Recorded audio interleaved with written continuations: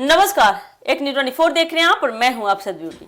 लालू प्रसाद यादव की बेटी रोहिणी आचार्य, जिन्होंने अपने पिता की गंभीर बीमारी के समय उन्हें किडनी देकर एक मिसाल पेश की थी, अब बिहार की राजनीति में एक बार फिर सुर्खियों में है। लगातार वो कुछ न कुछ बोलकर सुर्खियों में रहती है। इस बार चर्चा उनके किसी राजनीतिक विरोधी के बयान को लेकर नहीं है, बल्कि आपको बता दें अपनी ही पार्टी राष्ट्रीय जनता दल यानी कि आरजेडी के खिलाफ दिए गए कुछ बयान को लेकर हो रही है। क्या है पूरा बयान? रोहिणी आचार्य ने पार्टी के कुछ नेताओं और फैसलों पर सवाल उठाते हुए खुलकर नाराजगी जाहिर की है। रोहिणी आचार्य ने सोशल मीडिया के जरिए अपनी बात रखते हुए कहा कि अगर पार्टी में कार्रवाई करने की बात होती है तो शुरुआत उनसे ही की जानी चाहिए। उन्होंने चुनौती भरे अंदाज में, चुनौती भरे शब्दों में कहा कि अगर किसी में हिम्मत है तो पहले उन पर कार्रवाई करके दिखाएं। उनके इस बयान के बाद आरजेडी के अंदर की सियासत को लेकर चर्चाएं तेज हो चुकी है। दरअसल रोहिणी आचार्य ने पार्टी के अंदर कुछ नेताओं की भूमिका पर सवाल उठाए हैं। उन्होंने आरोप लगाया कि जो लोग पार्टी के लिए मेहनत करते हैं और जमीन पर काम करते हैं उन्हें नजरअंदाज किया जा रहा है। वही कुछ लोग ऐसे भी लोग हैं अंदर जो जिन पर सवाल उठाए गए हैं, जिनकी वजह से पार्टी को नुकसान पहुंच रहा है।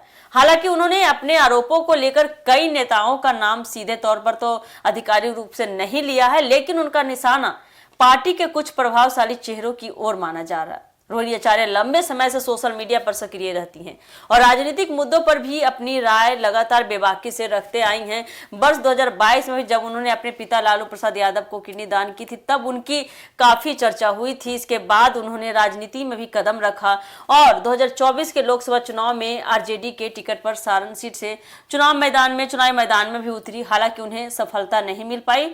वही रोहिणी के ताजा बयान को पार्टी के अंदर चल रही नाराजगी से जोड़कर देखा जा रहा है।